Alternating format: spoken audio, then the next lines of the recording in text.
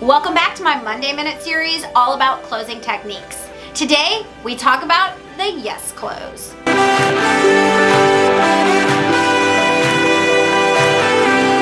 I don't know about you, but when I was a kid, I was tortured by my older brothers. They were always playing pranks and silly games with me. Did you ever have someone play that game, where they'd ask you a series of questions that they know you were going to say yes to, only to follow up with a question that you should say no to, but you inadvertently say yes to anyway? I know, it sounds really confusing, but that is the yes close. It's where you ask a series of questions that you know the prospect is going to say yes to, only to get to the big question, are you ready to put down your deposit? And they inadvertently say yes. So as a kid, it kind of looked like, is your name Katie? Yes. Is the sky blue? Yes. Do you have two brothers who are really mean? Yes. Are you stupid?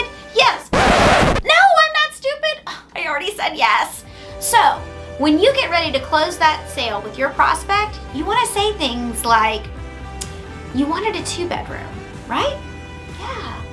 You were looking for something on the first floor, correct? Yeah. And you wanted something that had a washer and dryer, right? Yeah. So are you ready to make this home yours? Yeah. That's how you lease an apartment with the yes close.